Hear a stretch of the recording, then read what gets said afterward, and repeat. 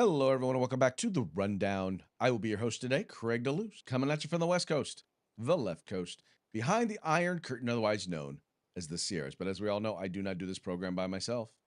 That's right. My name's Mike Piroworski coming to you live from the East Coast. That's the coast with the most from the co-host with the most here on the Rundown.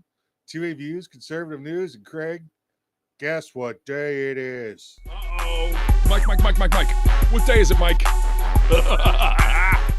It's hump day. Hump day!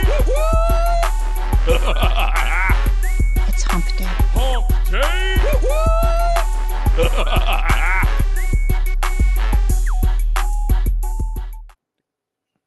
That's right, folks. Today is Hump Day. This is the day in which we attempt to begin the weekend, sometimes with success, sometimes not. But as we like to say, the fun is all in the trying. Have you been successful thus far today, Mr. Piroworski, in starting your weekend? No. Yeah. Me neither. It's been an interesting day. I've been doing media interviews about the election. I've been doing other stuff. Just it's been a busy business day. So it's been profitable. I will say this. It has been a good day. It's just, as I'm anticipating or wishing to start some libations and enjoy my weekend, I have I still got stuff after this. So it is what it is. Now, Craig, I'm happy you made money today, but you realize you're going to have to share that with the people of New York now. No, I'm not. I don't live in New York, and I don't plan to live in New York. And if they can, I put it this way: they can try to come and take it. Well, listen, that'd be a great fight to be the unarmed versus the unarmed. So that'd be weird. The unarmed versus the. We are not. I am not unarmed in California. I just do not have the quality of arms that you have there in Florida. Quality or quantity of ammo. Yeah, that's it. The one shot magazines you guys are restricted to have. No, but they receive 1/3 of the funding in New York City's federal funding. It's going to have to increase if they want to get the programs that Zoltan wants. That means money out of your pocket and my pocket. Well, all I can say is screw the Zoltan. That's it. Exactly right. I'm with Look, you. Yeah. that sounds like a him problem, not a me problem. Yeah. The heck with this guy. He gets 2 snaps in a Z formation. There you go. I like it. All right, hey, let's go ahead and get into the program. But before we do, you know how we do it. We always start off with a quick shout out to our sponsors. Yeah, let's say hi to our good friends over at Hitman Industries. That's hitmanindustries.net. If you want some barrels, they've got them. Rifle barrels, pistol barrels for your AR, any caliber you want, any length you want. They've also got handgun barrels. They've got shotgun barrels. Just check them out. They got a whole bunch of kind of barrels, but they specialize, like I said, in AR barrels. That's hitmanindustries.net. California Republican Assembly fighting a good fight behind enemy lines. Now you can take part in California's future today. If you want the best in tactical concealed holsters on the market, get on over to Hog Holsters. That's HAWGholsters.com. Hogholsters.com. Use the discount code The Rundown, all one word, no spaces, all caps. Get yourself a nice little discount. And if you need field gear, tactical gear, web gear, security, fire, law enforcement, EMS, whatever it may be, get your group together, get your agency together, place an order over at uscombatgear.com, where you can get everything except the gun. That's right, folks. Just take a moment. Follow the links in the description to this program. Go there. You can find their websites. Go to their websites. Check them out. Spend some money with them. Make sure you tell them it was the guys over at the Rundown that sent you. All right, let's go ahead and get into today's news programs because there's tons of fun stuff to talk about. As we talked about yesterday, we told you there was an election yesterday, and needless to say, Democrats, well, they're celebrating.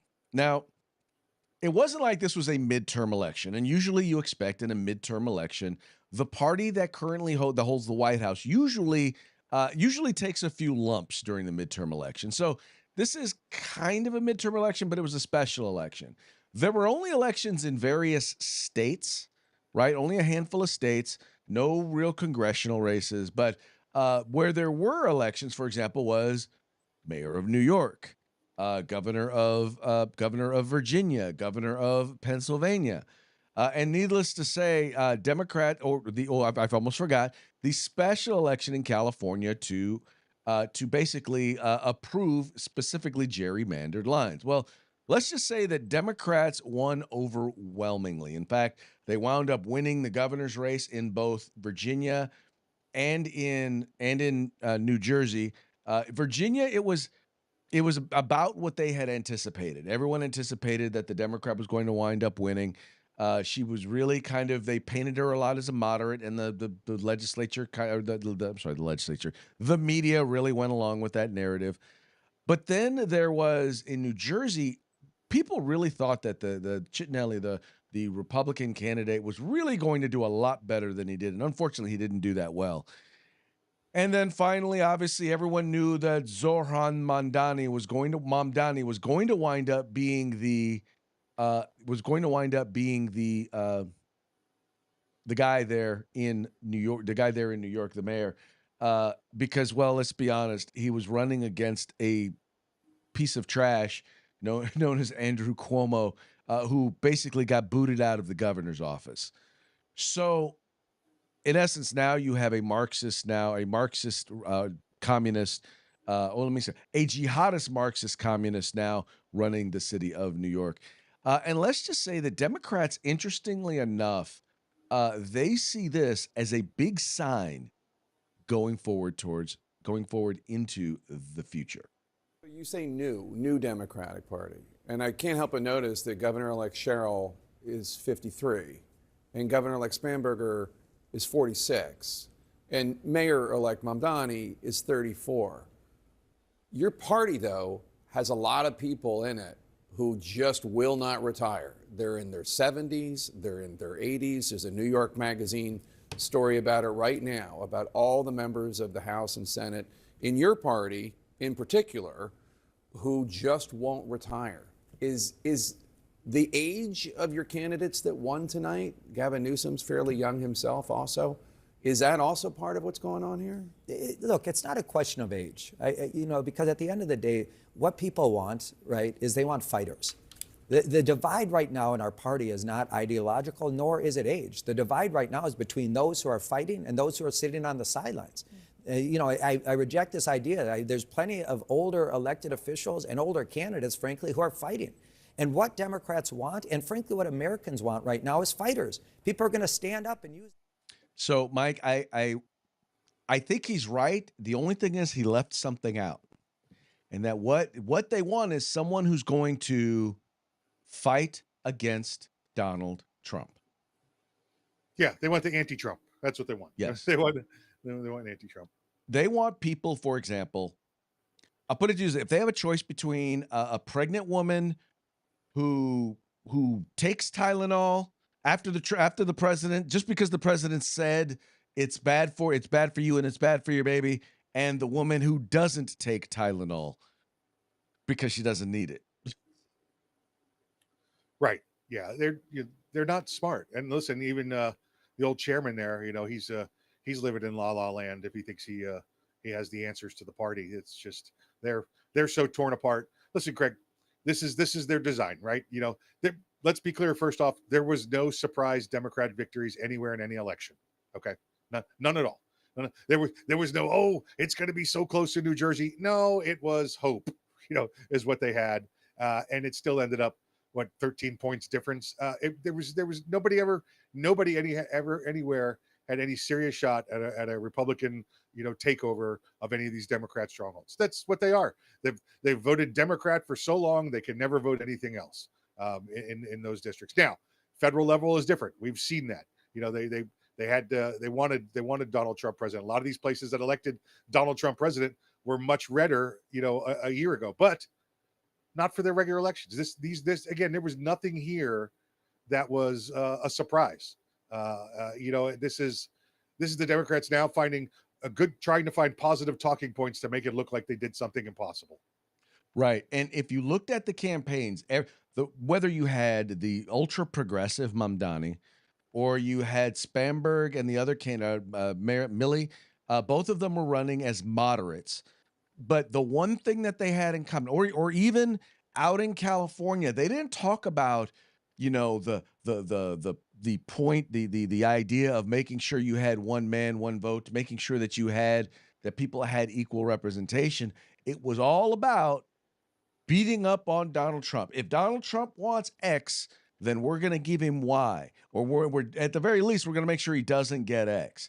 And now Well, the one thing that this may be telling going forward into 2026 is that the way forward is for them is to beat up Donald Trump, because the average Democrat even does not believe in the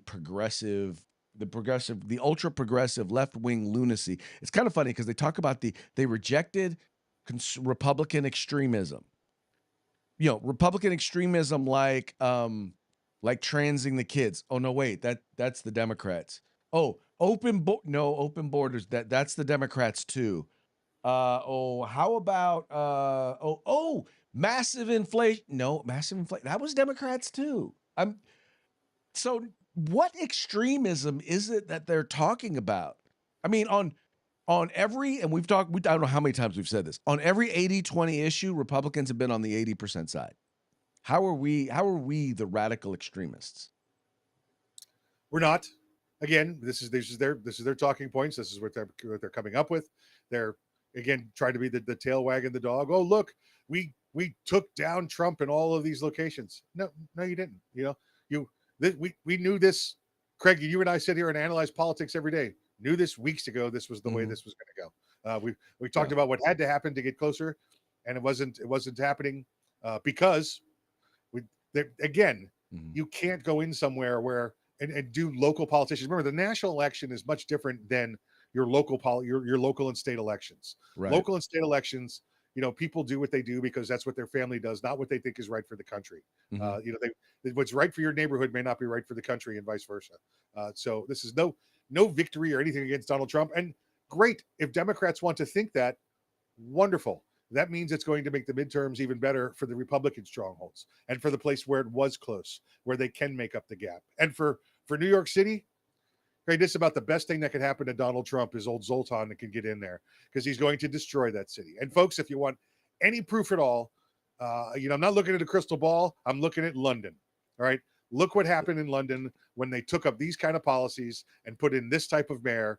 They've destroyed that city to where now you see the rest of the country not only asking for conservatism, they wave Trump flags in the UK. Okay. The only question is, will he destroy it fast enough? Yeah, because I think now Donald Trump is prepared to withhold some funding, because New York City gets fully 1/3 of their budget from the federal government. Right. Well, and that raises a question, because one of the problems is going to be is that you have got a mayor there in New York who's basically declared war on Donald Trump. And if you listen to his acceptance speech, his tone, that kind of conciliatory tone that he had in public before. Yeah, no, he ain't got that tone no more. Trump, since I know you're watching, I have 4 words for you. Turn the volume up.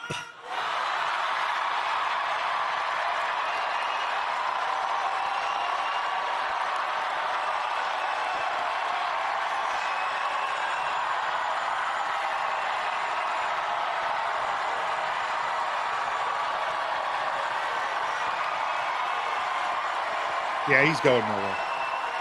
We will hold bad landlords to account, because the Donald Trumps of our city have grown far too comfortable taking advantage of their tenants.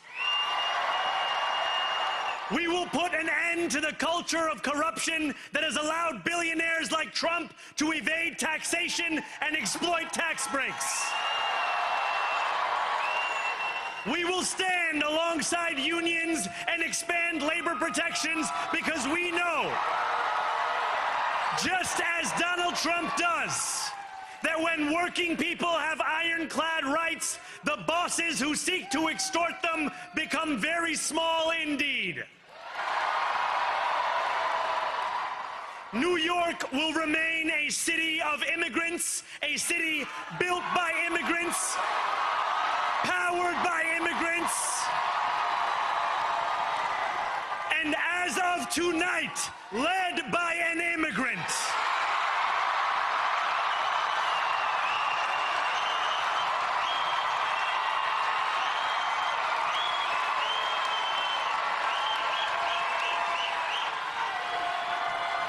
So hear me President Trump, when I say this, to get to any of us, you will have to get through all of us.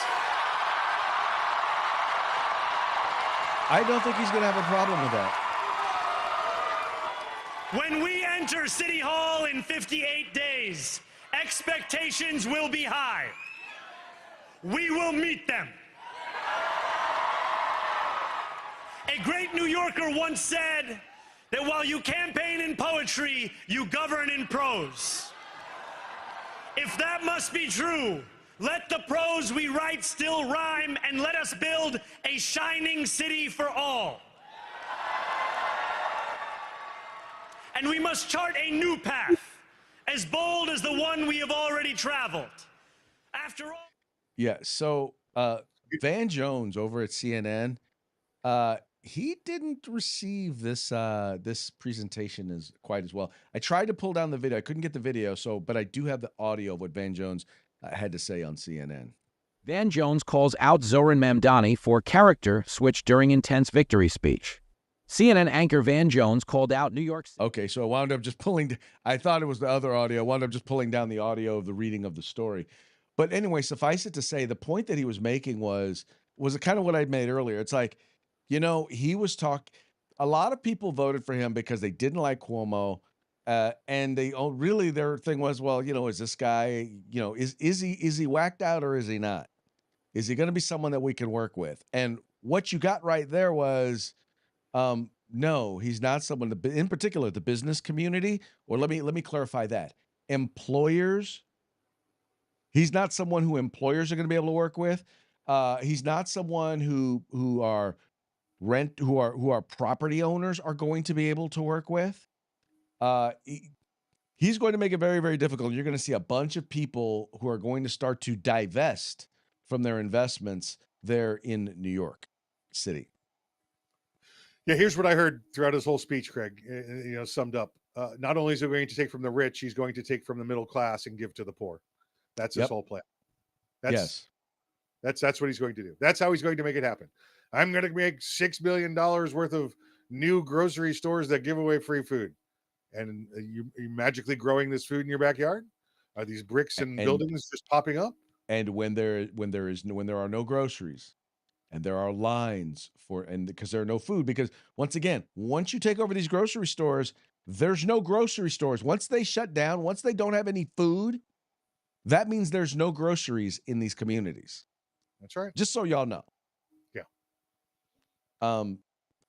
Yeah, he's going to have a very, very big, and he's adopted the attitude that there is no problem. There's no problem too big, right? In other words, his whole attitude is what we're going to do here is we are literally going to try and fix everything that is wrong. And here's a story right here. I'll read a little bit from it from Fox News. Mamdani victory speech draws concern as NYC mayor-elect vows no problem too large for government to solve. While delivering his victory speech on Tuesday night, New York City Mayor-elect Zoran Mamdani made a statement about the government's role in citizens' lives, sparking concerns from critics online. Quote, "We will prove that there is no problem too large for government to solve and no concern too small for it to care about," Mamdani declared during remarks. Comments by the self-described democratic socialist, let's just be real, socialist, caught some people's attention. I'm from the government and I'm here to help, Florida Governor Ron DeSantis wrote when reposting another user's post about Mamdani's comments.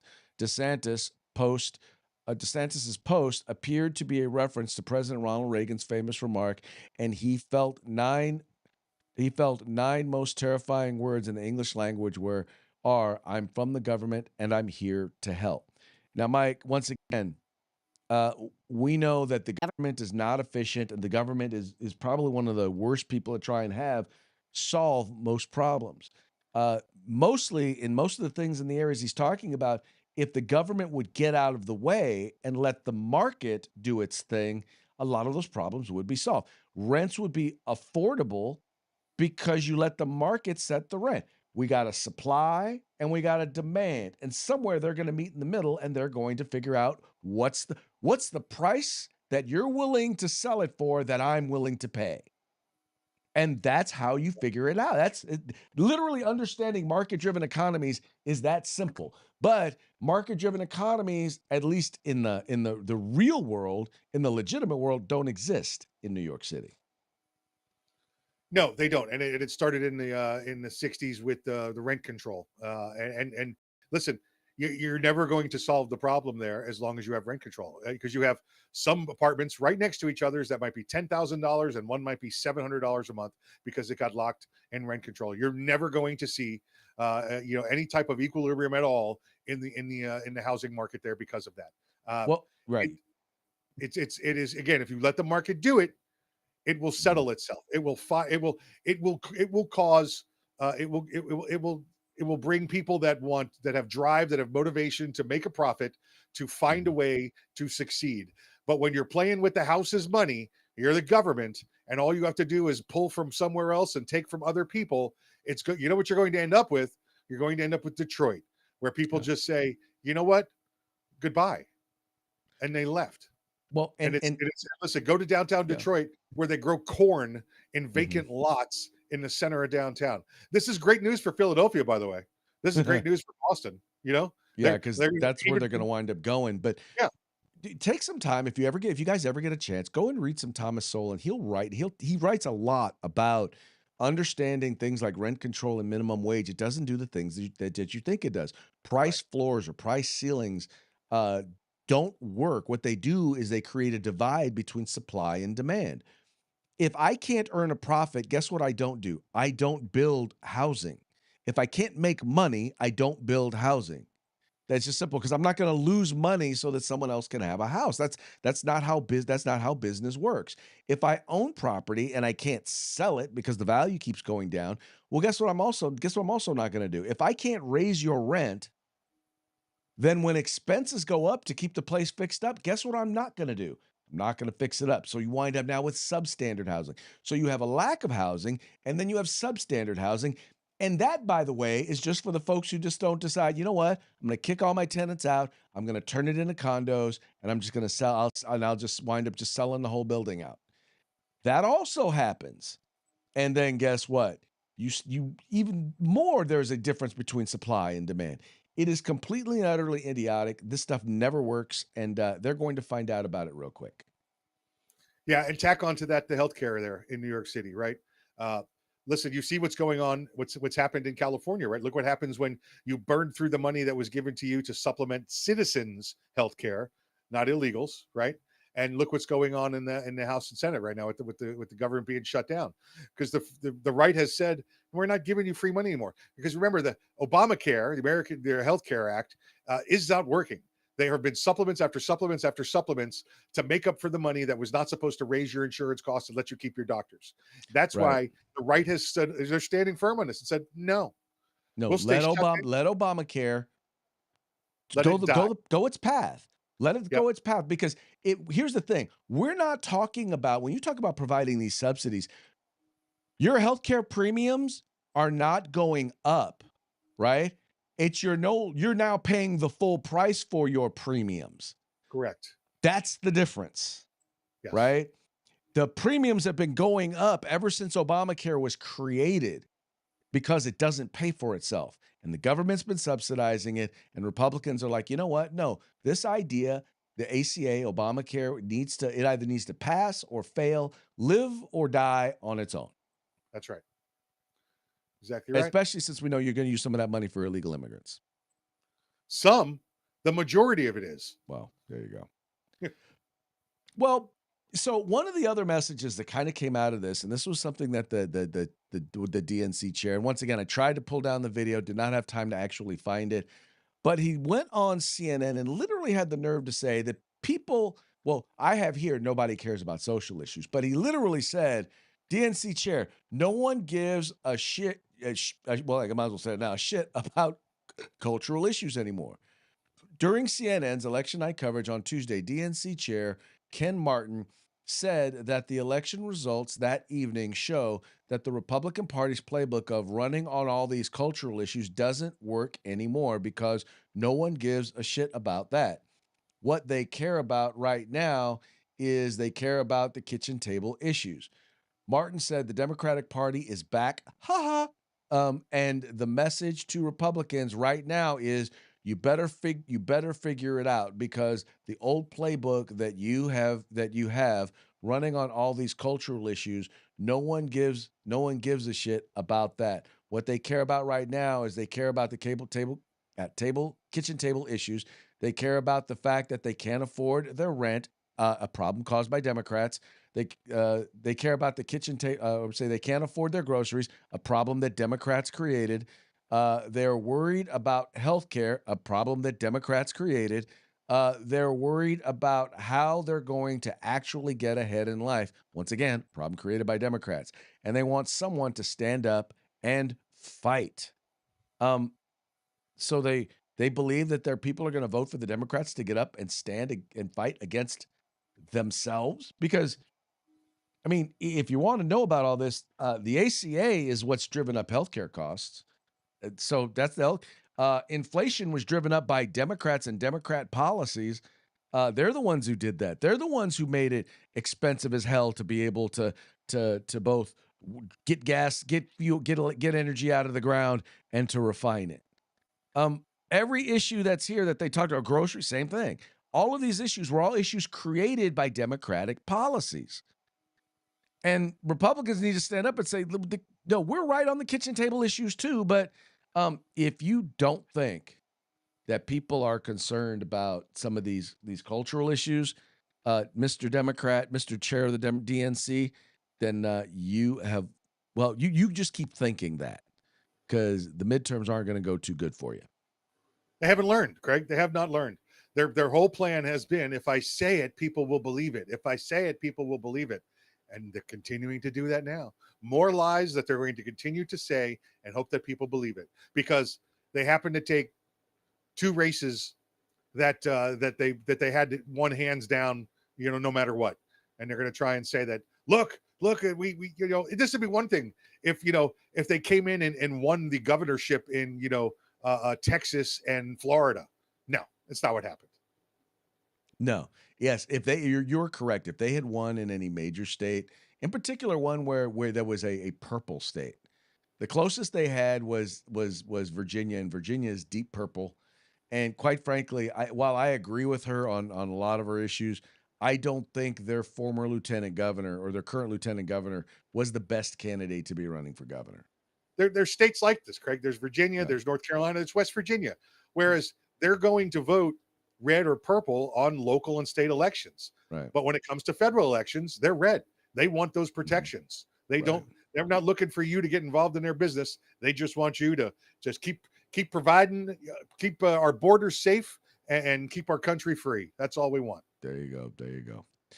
Now, another big thing happened today, and I don't know, Mike, if you had a chance to listen at all to some of the conversations this morning during or the deliberations. There you go. What do you want to call it? Oral arguments on the Supreme Court. But let's just be honest. And I think most of us anticipated this. It says here, Trump administration faced deeply skeptical Supreme Court on tariff arguments. And I don't care if you were talking to someone on the right or the left. They all seem to be a little. They all seem to be a little. Well, how shall we put it?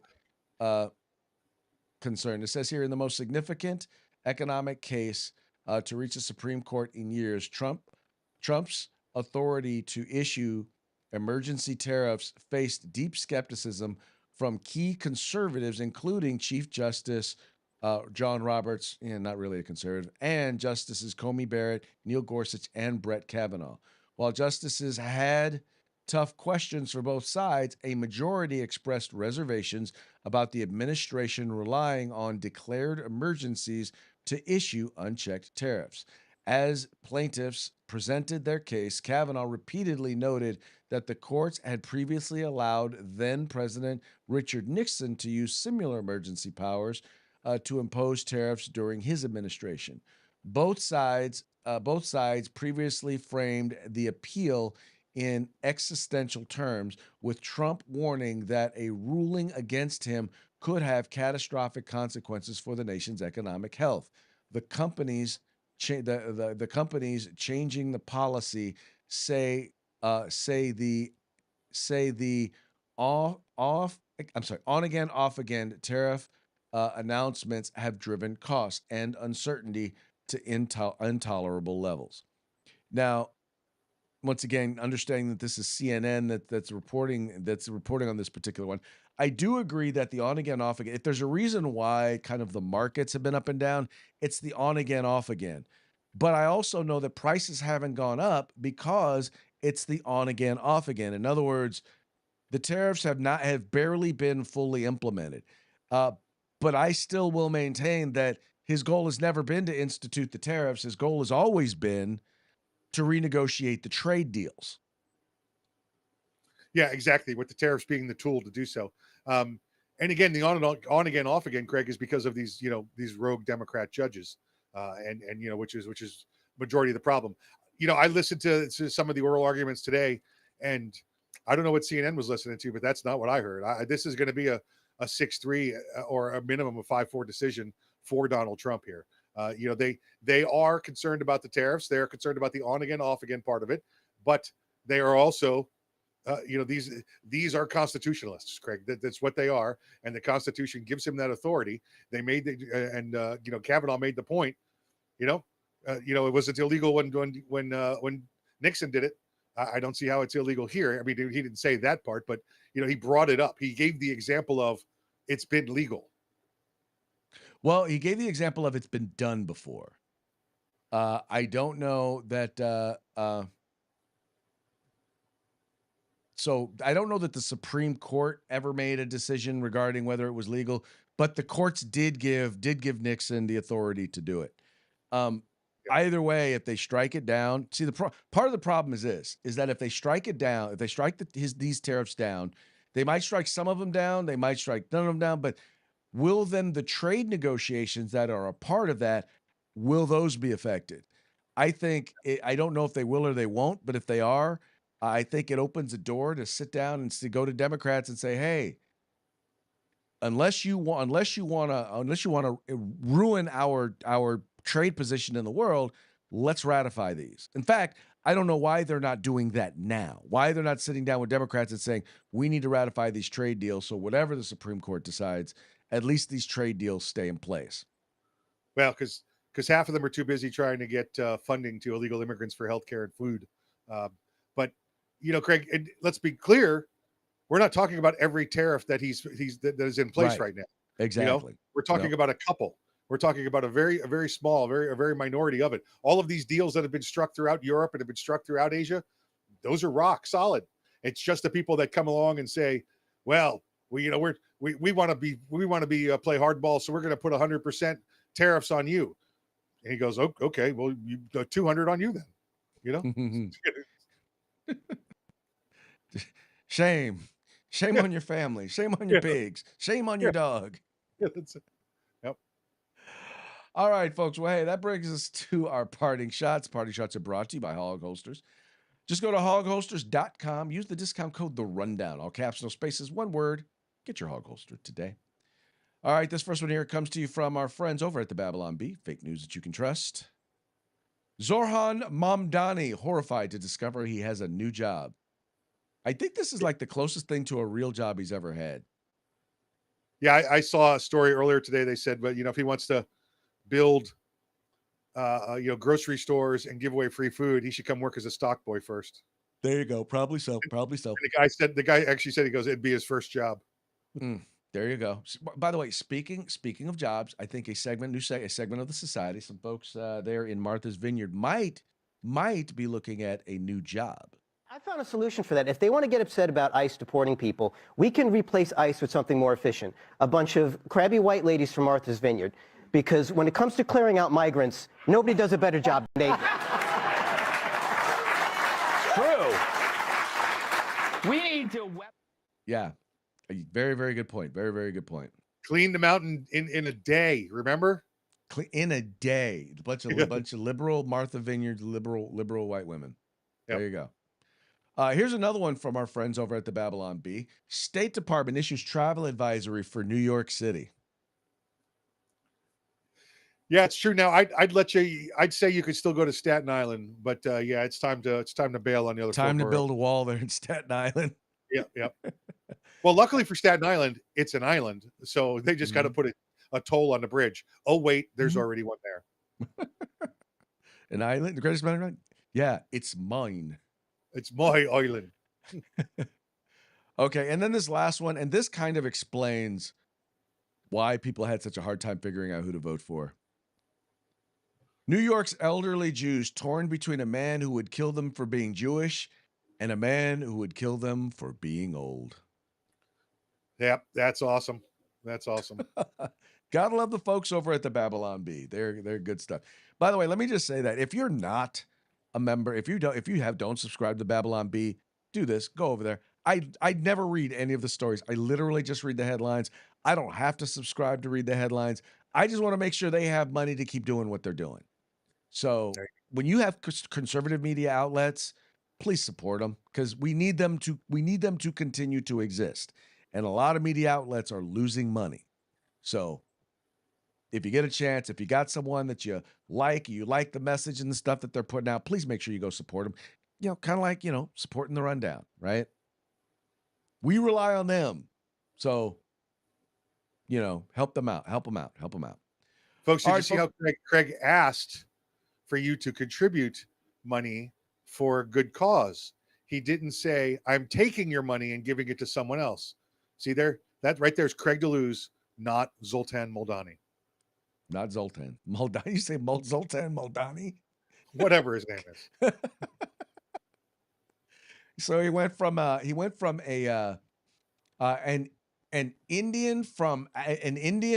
Muslim Indian from Africa to what would that be? Zoltan? What would that be? A Russian Italian? That makes sense in New York. That would make sense in New York. It would. Yeah. All right, folks, that brings us to the end of our program. But before we go, we're going to give one more quick shout out to our sponsors. Yeah, let's say hi to our friends at Hitman Industries, hitmanindustries.net. Make sure you get over there. Our barrels, pistol barrels, rifle barrels, whatever you want. That's hitmanindustries.net. California Republican Assembly, fighting a good fight behind enemy lines. Now you can take part in California's future today. And if you want any field gear, tactical gear, web gear, law enforcement, security, fire, EMS, whatever it is, get your group together, get your agency together, get on over to uscombatgear.com where you get everything except the gun. Thank you so much for tuning in. Thank you for liking and sharing the program and encouraging your friends to do the same. We will be back tomorrow on Throat Punch Thursday. Till then, y'all have fun, stay safe, and we will see you mañana.